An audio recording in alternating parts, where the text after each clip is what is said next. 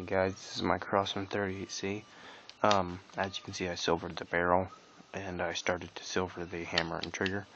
Eventually I hope the whole gun will be silvered except for the cylinder. I'll leave the cylinder black. I think that'll look really cool, but I actually think it looks pretty cool, pretty nice right now. I just haven't had time to silver the body. So let me put it up here. So what I did was, you take this screw that's right in here, you screw that out with any flathead screwdriver, like so. Trusty Leatherman multi-tool. Just take it, screw it out. Alright.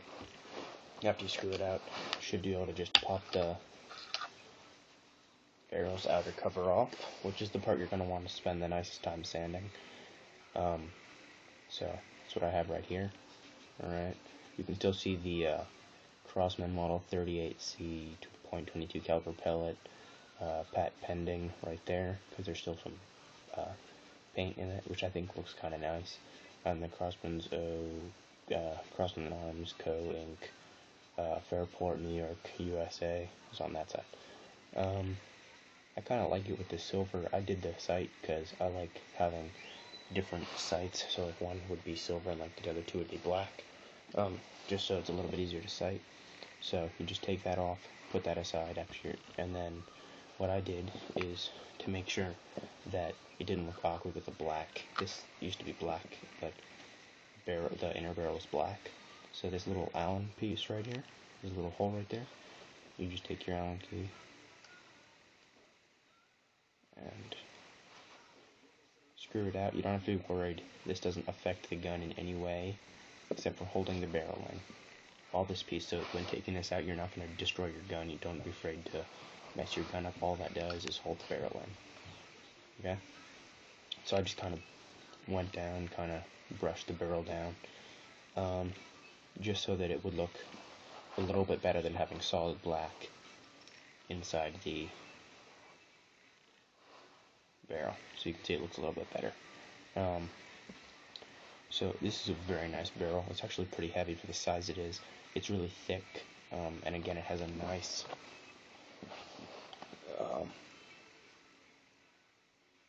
nice spin to it.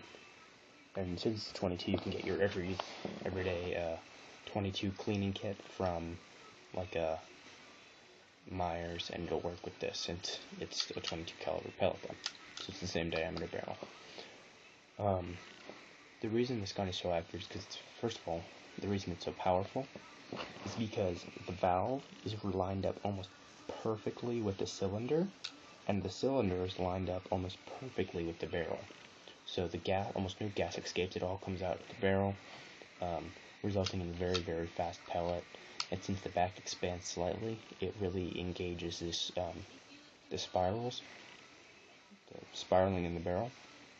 Gets a real nice spin to it, so it's lodging a really pretty big pellet, really fast, really far, really accurately, with a pretty short barrel. It doesn't have that long of a barrel.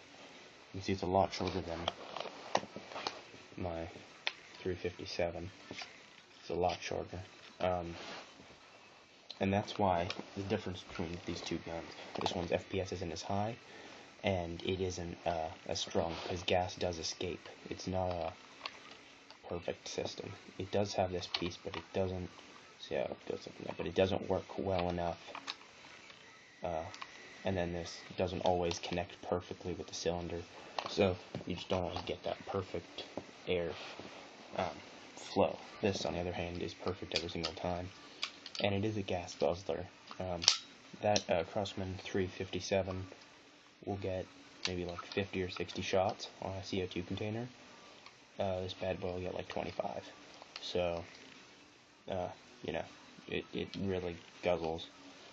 So then to put it all back, you just take your barrel, drop it in. Don't push it, just drop it in. Let it sit, because if you push it all the way down and tighten it, it'll get so tight that the cylinder won't be able to spin. So you just drop it in, and it'll stop. That means it's like pretty much flush with the cylinder. Drop in the screw, You don't want it to be, you don't want to strip it, because at least I don't know where you can get any spare parts for this gun.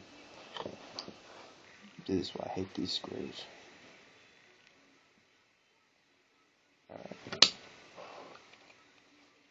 Yeah, I need to fix the grip. Remember, they have, since this is an older gun, it's gonna have a fragile plastic grip. So I would watch out for that if I were you. And then you also want to make this very tight. Not so tight you won't be able to get it out, but you want it to be tight so the barrel doesn't move. And you can see this barrel is solid. This thing doesn't go anywhere. So it's very, very nice. And then you put it back on. You just take it, slide it back on, push it down. It should set in really nice. So that's why you don't want it. If you file, and you sand it down way too much, it actually won't fit in here comfortably. It'll fit in, but then it'll be loose, and you don't want that, because it won't make your gun less accurate. The barrel will still be in the same place, but your sight will move. Your front sight will move around if this is loose. So that's what you don't want to happen, because that's just like having a level barrel. You won't get any accuracy. So you just take your, preferably you have a screwdriver, because this is kind of awkward to screw in because of the handle, the thing, but it's a multi-tool, so you screw it in.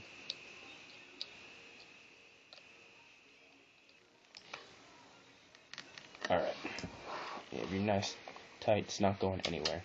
So right now, this is what I have. Again, I'm planning on doing everything silver except for the cylinder, which I think is going to look really nice. Maybe even the sight. I don't know, I might just have silver sights. That might look kind of nice. But it's a very nice gun. It's a very heavy gun too.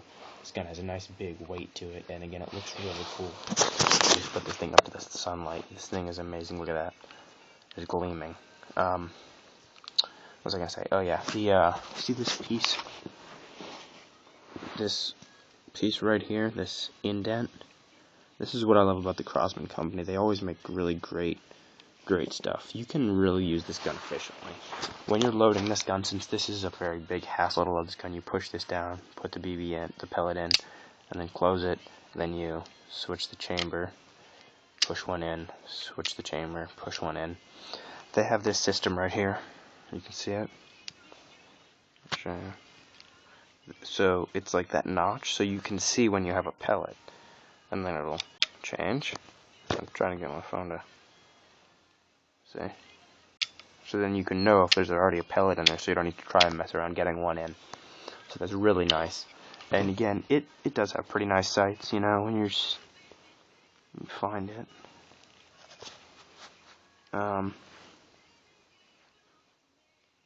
You know, they're pretty nice. It doesn't have a very nice double action, as you can see. It's a real, like, sticky kind of double action. I oiled it up, tuned it up, but it just has a really kind of sticky action. See, you can pull it back single action. You have to, like, throw the gun on mine, because on mine, 1 second, there we go, the spring disengaged in here, and I'm so scared to take this full thing apart, because if I get it, I don't want to mess it up. So to engage the single action, you have to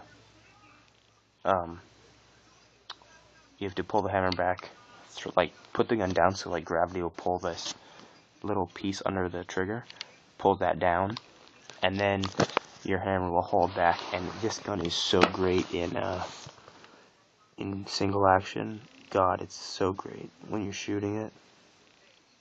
It's just a perfect light trigger pull, and you get a nice powerful burst. It's such a fun gun to shoot. So yeah, and this gun it's like meant for right-handed shooters. You can see how this side has like a place for your thumb, so you can comfortably put your thumb up there. See? And then there's nothing on this side. It can be comfortably shot by a left-handed shooter too, but it's just like they have that for right-handed shooters. So yeah, that's basically it about this gun. I actually have never chronoed it, but it is really powerful. This thing will go through license plates. So, you know, that shows some power. Again, just a very, very nice gun. I would highly, if you find this gun anywhere for under $100, buy it instantly. You know, because it's a great gun. And you can find parts for it, but they're very easy to work on. I have taken this apart one time fully, and I was scared the whole time, but I did, and we just had to replace one O-ring because it burst.